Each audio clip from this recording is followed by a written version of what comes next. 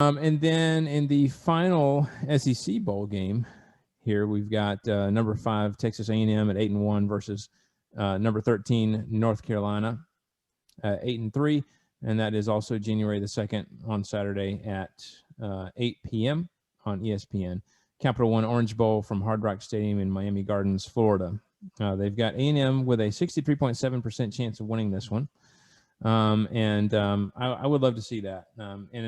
In a season where it appears that the SEC could struggle, we're gonna need some good performances, and I do think A&M is going to have one here, because I mean they probably deserve to be one of the top 4 when it's all said and done.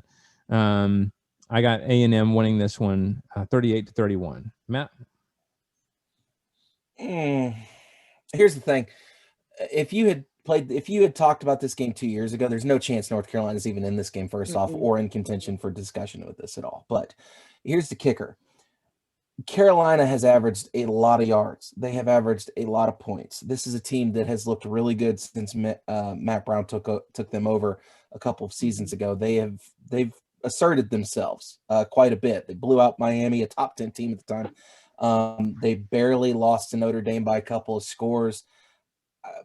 I kind of am leaning towards Carolina, but at the same time, I also remember how good A&M's looked over the last couple of weeks too. So this is a toss-up for me. I got a feeling we're in for a letdown. I just got a feeling we're due for a letdown. So I'm going to say UNC wins this thing. I'm going to say UNC wins this thing 21-20. Matt hates the conference. Wow. I don't hate the conference.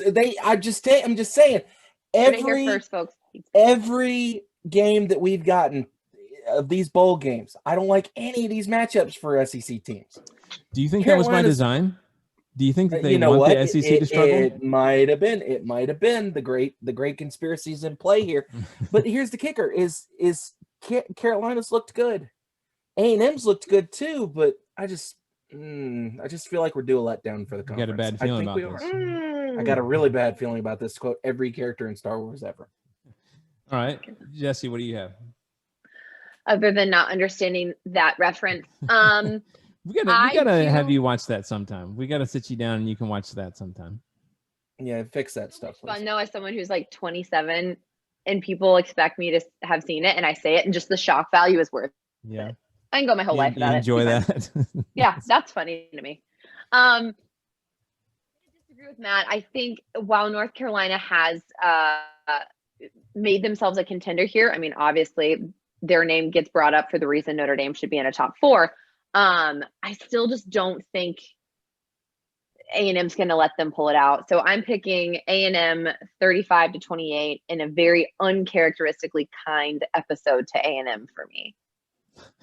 I was going to say, this is like top to bottom. I don't know that I've heard you like have a single negative thing to say. I haven't said anything mean. I agreed with Jimbo Fisher twice. It's not just that you haven't had anything negative to say about the team, but even Jimbo Fisher himself, you've had nothing negative to say. That is, hey, a broken clock is wrong twice a day. You know? Oh man, the tide surely has turned here if Jesse has not said something disparaging about. Guys, I must be unwell. Someone check on me, please. Is there some kind of like celestial phenomenon going on out there somewhere that's affecting things, or I don't know. I don't know. I guess I'm hit with the Christmas spirit. Maybe. I don't know. Why did you say it like that?